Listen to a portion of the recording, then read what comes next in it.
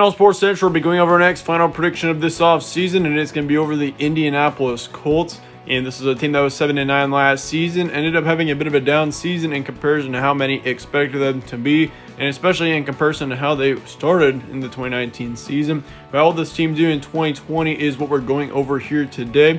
And we're also going to be going over your returning production along with a full prediction and preview on every game on the Colts schedule going into the 2020 season. So with that being said, let's look at your season trends from 2019. Once again, this team was 7-9 overall. They were 5-2 between September and October, then 2-7 between November and the postseason. And obviously, I mean, this was a team that started off pretty. They looked pretty good at the start of the season, and they really dropped off as the season went by. I mean, obviously, there was 2-7 between November and December. So this is a team that missed the playoffs by a couple of games. But it definitely looked like they were going to make the playoffs. I mean, looking at the first half of the season, I mean, this team was much different. But in the end, I mean, it was just a crazy season for Indianapolis. Of course, I think if they had Andrew Luck starting, of course, he had retired just before the season had started. And so Jacoby Brissett kind of had a short notice for him to have a full season of action. And so obviously, that was a big switch up with a short amount of time to adjust to that. So that definitely had an impact on how this Colts team did last season. I mean, I think if Andrew Luck would have stayed in Indianapolis for the 2020 season, no doubt in my mind that this Colts team would have made it to the playoffs. But then again, we're far past that now, so no changing that. But as far as their key wins last season, he beat off the Titans on the road 19-17, great win there. Obviously, the Titans made it to the AFC Championship game last season, and he also beat off the Super Bowl champion of the season in the Kansas City Chiefs 19-13. So obviously, two very good wins there, and they were both within the first month of action. So this Colts team was definitely flying very high through those first few weeks. But obviously, they also beat up the Texans 30-23, and they also blew out the Panthers 38-6, which was one of their only wins in the month of December. So yeah, once again, I mean, for the Colts, great start to the season. Big decline as the season went on, but still 7-9 is not a terrible record overall. As far as the returning production looks, of course, you return your starting quarterback, Jacoby Brissett, and of course, he was the primary quarterback for this team last season. He put up 2,900 yards, nearly 3,000 yards with 18 touchdowns and 6 interceptions. He also had a 60.9% completion rate. So his completion rate was pretty low. I mean, certainly, I'd say Jacoby Brissett was a pretty underwhelming quarterback last season. I mean, he did not have a terrible season. His touchdown to interception ratio was not terrible with an 18-6, but his completion rate was pretty terrible. I mean, 60.9% in the NFL is probably one of the lowest rates of any starting quarterback in the league. So for this team that's going to be bringing in Philip Rivers out of Los Angeles, this is going to be a huge addition. Philip Rivers is now going to be with this team for the 2020 season, and it looks like Philip Rivers will be our starting quarterback for 2020. However, Jacoby Brissett will probably give him a fight for it. Of course, Jacoby Brissett is much younger than Philip Rivers, but Philip Rivers, in the end, I think has more experience, and he's definitely he's been to a couple of Super Bowls. So I definitely think Philip Rivers would probably be my early favorite to win that starting position. But you also return your top quarterback or running back in Marlon Mack. You also return your second running back in Nyheim Hines. And of course, looking at that running back core, I mean, that was a big part of this offense last season. And I mean, if you look at Marlon Mack, he put up 1,100 yards with 8 touchdowns. And then, of course, Hines put up 519 yards with 2 touchdowns. And so, yeah, both running backs combined put up nearly 1,700 yards, which overall is very good. I mean, both running backs were big parts of this offense last season, and I expect that to continue going into 2020. The main problem for the Colts last season was in their receiving core. I mean, they really did not have a very defined receiver. I mean, they did a couple of good receivers with Zach Pascal and as well as T.Y. Hilton, but I mean, yeah, I mean, of course, they're not all that great of receivers. I mean,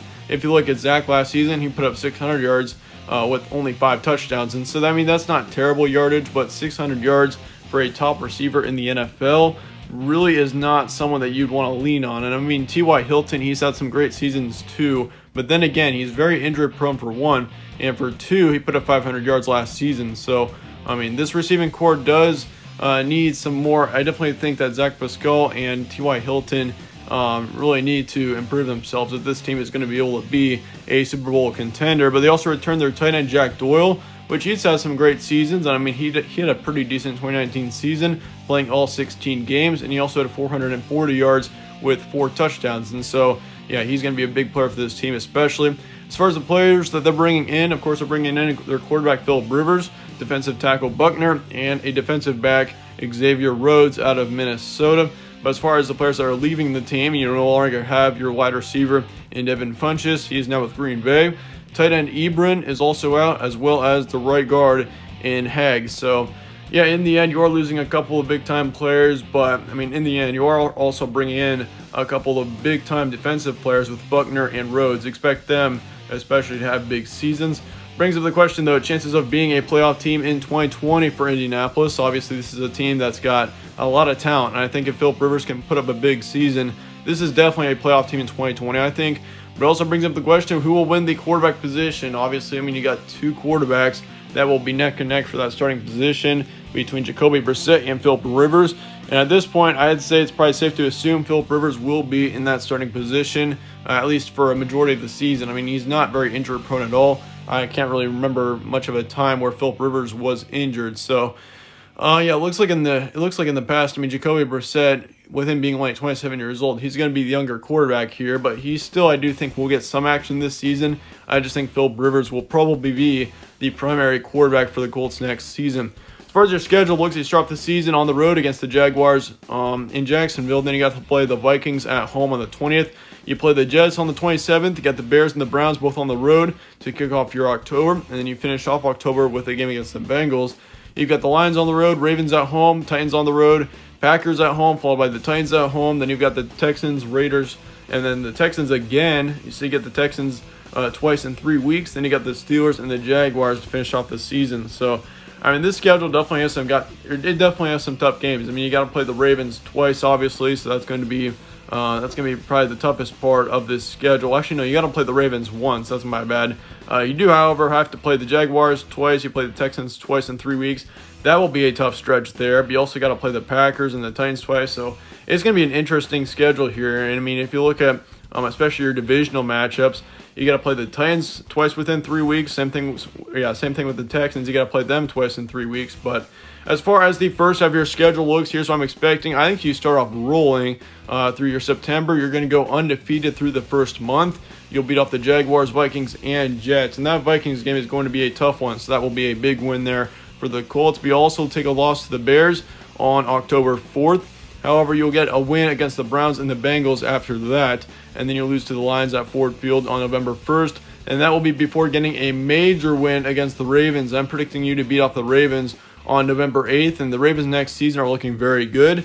They've got a pretty easy schedule, and I think the Colts probably will be one of their tougher opponents. And so, I mean, with Philip Rivers at quarterback, I definitely would trust him if I were a Colts fan. I mean, he's been a very consistent quarterback in the past. I mean, he's had some down seasons, don't get me wrong, but I mean, he's definitely a quarterback that I would definitely lean on. And so I do have quite a bit of confidence that he will lead this team to a good season. And obviously, you'll take a couple of bad losses to those NFC North teams with the Bears and the Lions. But still, I mean, I think you're going to get a huge win after that Lions loss against the Ravens. So you go into your second half of your schedule with a 6-2 record. Here's what I'm expecting out of the second half, and I don't think the second half will be as easy. I think you go 4-4 in your last 8 games. You lose to the Titans on the 12th, but you also will beat off the Packers and the Titans. Those will be 2 big wins there to finish off your November. Then in your December, you're going to lose 3. You're going to lose to the Texans, Raiders, and Steelers. And then you'll also be off the Texans and the Jaguars between December 20th and January 3rd. So your record prediction for next season, 10-6 is what I'm expecting right now. I think the Colts, I mean, this is a team that many experts are expecting to probably be a 8 or 9 win team. And I'm expecting the Colts to be a 10-win team, though. Once again, I'm pretty confident with Philip Rivers. I think he's a quarterback that definitely could be leaned on. And I think that this team in general has got a lot of talent and a lot of potential to put up a big season in 2020. And so you're going to be undefeated at home. I do not have you taking a loss at home next season. You're going to be 8-0 there. However, you're going to be 2-6 on the road, and you'll also be 4-2 in the AFC South and 8-4 in the AFC Conference.